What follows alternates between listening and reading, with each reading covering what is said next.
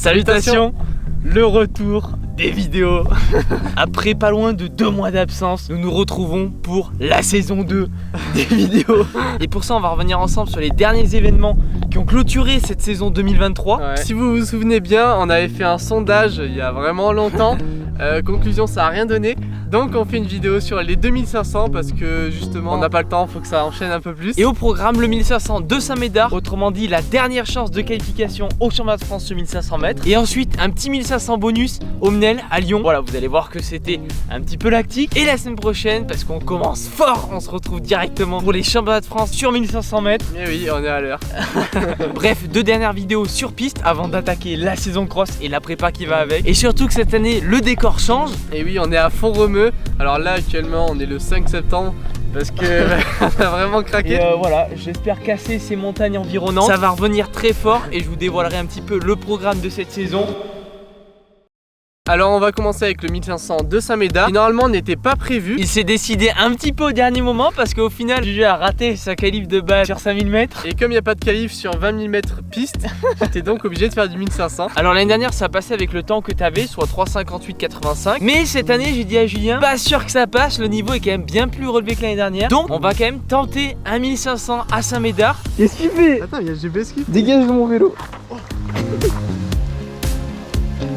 Comme d'habitude, on va pas s'étaler sur la veille de course, mais au programme, un petit footing de 30 minutes plus 3 fois 200. Bonjour à tous, en direct du Dunk. Donc c'est pour vous faire partager ce moment de plaisir. Oh, je suis pété quoi. Le soleil est présent, un petit peu de vent, mais le lendemain ne s'annonçait pas tout à fait pareil.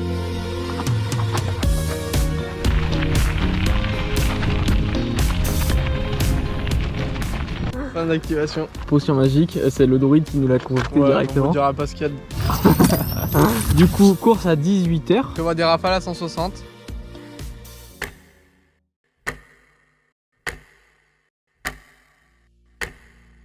Et oui, alors déjà la journée commence très mal puisqu'on doit se lever à 6h15 pour aller à Brive et ensuite prendre le minibus pour aller jusqu'à Saint-Médard. Saint-Médard qui est à côté de Bordeaux, si vous voyez pas trop où c'est. Et ensuite pour arranger la chose, les conditions étaient bien merdiques, de la pluie, du vent, tout pour ne pas faire une perf. Et on arrive sur le coup de 10h15, 10h30, je me souviens plus très bien. Mais ce qui nous laissait le temps de faire ton petit réveil musculaire parce que c'était un petit peu tendu de le faire avant. L'occasion de découvrir la piste bleue et les environs qui sont assez sympas. Si la piste bleue vous dit quelque chose, c'est parce que c'est exactement au même endroit où j'avais fait mon 10 km route et on arrivait également sur cette piste bleue. Ça y est, tu m'abandonnes. Passation de montre, parce qu'il est important de se lier. Quant à moi, j'avais mal choisi mon jour parce que je m'étais programmé une petite séance de côte, mais j'avais vraiment oublié qu'on était vers l'océan Atlantique. Donc là, c'était vraiment très plat. Au final, j'ai trouvé une côte, c'était limite du faux plat descendant, tellement ça montait pas. Et j'ai fait 6 fois 200 mètres dedans. C'est limite 6 fois 200 mètres sur plat au final. En tant que c'est marqué côte, c'est ouais, voilà. Bon, et l'un des gros soucis aussi, c'est que ma course était à 18h. Ouais. L'attente dans le froid, parce que oui, on avait froid en juillet. Dans le froid et sous la pluie, bah, c'était vraiment pas fou. Parce que oui, effectivement, en plus de la pluie et du mauvais temps, on va dire, il y avait du vent. Donc bon, je commençais à sérieusement douter de la perf. Le seul point positif, c'est qu'il faisait pas chaud. Et toi, tu perds assez bien quand il fait pas chaud. Ouais. Petit avocat. Ouh, c'est de la bonne. C'est de la bonne. Ah ouais, putain, c'est fort quand ça t'attaque les narines. Une petite heure avant la course, on est parti sur l'échauffement avec Loan qui est un coureur de Périgueux. Donc là, rien à redire, hein, échauffement classique composé de 25 minutes, quelques gammes et des lignes. D'ailleurs, accessoirement, on l'a pas dit, mais Saint-Médard, c'était les championnats régionaux. Là, tu m'as pas dit grand chose, mais visiblement, tes sensations étaient pas top. Moi, je n'en savais rien, j'étais là, bon, il a des bonnes sensations.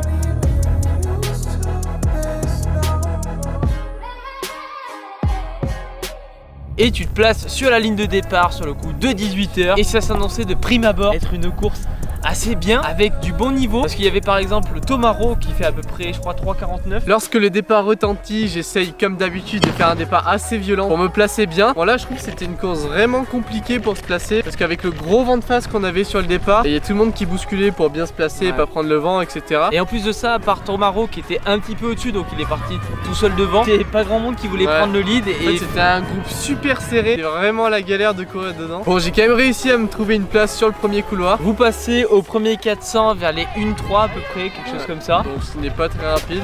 Allez Julien, allez Julien, allez. Et ensuite le souci c'est que c'est une course qui est pas régulière. D'un côté ça va ralentir, d'un autre côté ça va accélérer. Ouais, en fait ça a fait du vite lent vite un peu, c'est l'impression que Ouais. j'ai reçu. En vrai ça m'a quand même bien fatigué. Et au moment de déboîter dernier 200, je savais pas du tout si j'allais battre mon record ou pas. Je n'avais pas trop d'idées.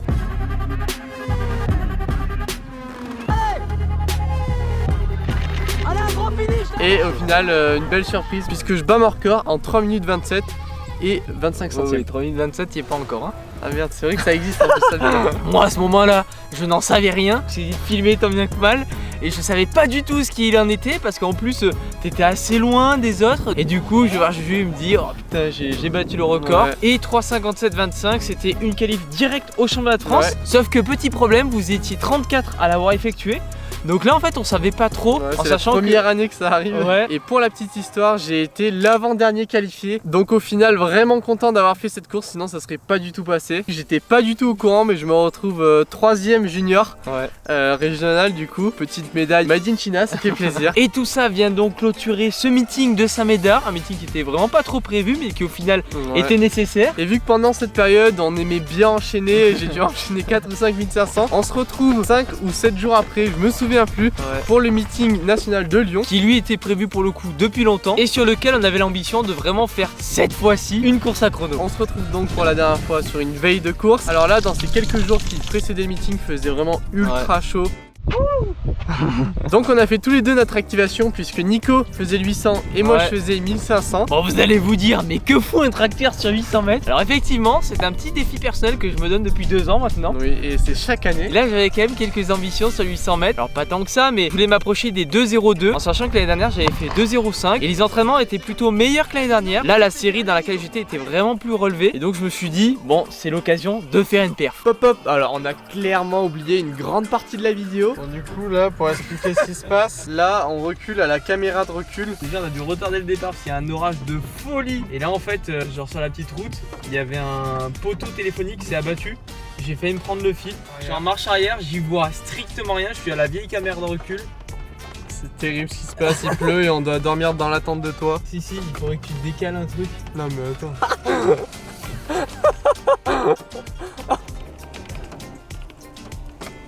Il se passe quoi? C'est bon. Ouais c'est bon après.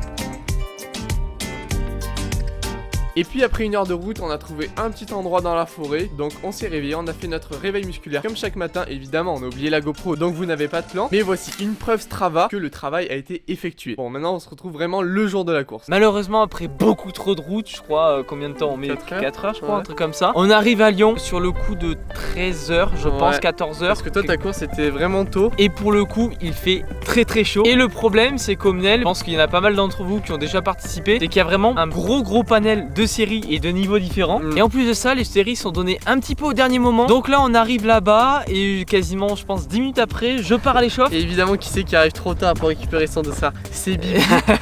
Donc on doit faire les démarches pour demander le dossard, sinon t'allais faire 4 heures de route pour pas courir au final. Ouais, c'est ça, j'étais même pas sûr de courir au final là-bas. Je ne sais pas toujours ma série, donc je pars m'échauffer. Un échauffement assez terrible, je trouve rien d'autre que du bitume. Sur le bitume, je crame littéralement. Le problème, c'est que j'arrive après un échauffement d'une vingtaine de minutes. Et là, c'est toi qui me dis, je crois, que ma série, elle est dans 45 minutes ou un truc comme ça. Donc je m'arrête un peu, je fais quelques gammes, je fais quelques étirements, etc. J'essaie de maintenir le corps globalement un peu chaud et je me rééchauffe réellement pour ma course. Sauf que du coup, ça fait vraiment un gros laps de temps entre tout ça. Et ce qu'il faut savoir, c'est que là-bas, il y a une chambre d'appel obligatoire environ 15 minutes avant la course. En fait, ce qui est galère, c'est pour faire les lignes d'avant-course parce qu'on sait pas trop quand les faire. Toi, t'arrives dans la chambre d'appel, ils te sortent assez rapidement, mais en fait, il faut direct courir. Ouais, en gros, on n'a pas le temps pour faire les lignes. Donc moi, je suis là en mode... J'ai pas fait les lignes, ça va être nerveux parce que moi j'ai besoin de bien me chauffer et tout. Et ce qui fait que je me mets sur la ligne, pas spécialement stressé, assez serein. Sauf que je pars et là je me rends compte que je suis parti vraiment trop froid. Donc là tu pars, pendant 50 mètres je me dis ouais il y a moyen qu'il fasse une bonne course. À partir du 60 mètres je me dis course de merde. En fait là le problème c'est que moi les lignes me permettent de me débrider. Et autant vous dire que je pars et j'ai l'impression d'être complètement bridé. Je suis complètement au rupteur dès le 70 mètres. Et donc là je me dis ça va être violent. Le résultat ne se fait pas attendre. Je passe aux 400 mètres en 1-1-1-2 et j'ai l'impression que je suis à bloc complet. Alors que vraiment à l'entraînement j'en ai fait plusieurs sur ce rythme là. Donc là je suis là en mode putain mais il faut que je me bouge. Je donne tout et au final en fait je perds du temps. Je rattrape un gars qui est en perdition, mais je suis encore très loin du groupe. En plus de ça, j'ai un gars qui est en 1,56 dans ma série. Qu'est-ce que c'est que ce bordel? Ouais, alors que normalement c'était vers les 2 minutes max. Ouais. Nouvelle douleur, j'ai des douleurs de fou au quadri. Du coup j'en ai déduit que c'était vraiment le fait que je sois froid et que je sois complètement bridé. Froid par temps de canicule en plus, Ouais. c'est vraiment une perte. Ouais, c'est ça. Je me retrouve à faire un dernier 100 mètres avec un lactate de taré au niveau des quadris. Alors Environ 50 ou 60 minimal pour ceux qui ont la rêve. comme quoi, même à 25 ans, on peut se découvrir des choses sur la course à pied. Même après 22 ans de pratique, on n'est jamais à l'abri de Et oui, vous nouveautés. pouvez noter qu'il a commencé à 2 ans et demi. Dans mon berceau, j'étais en train de courir. Sinon, moi, mon 1500, vous en doutez, ça a été de la merde. Clairement une série qui a été su avant l'échauffe, donc ça c'était pas trop un souci. Sauf que vous commencez à le savoir, Julien et la chaleur ça fait à peu près 3 ou 4. Quand il fait chaud, en fait, il y a un clapet sur ma gorge, je fais. Et du coup, je suis mort.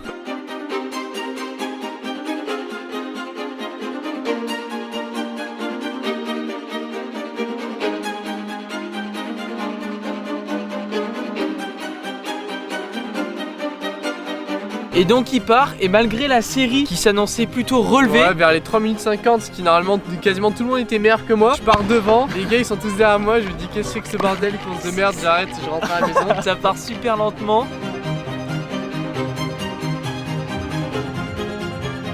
C'est ça.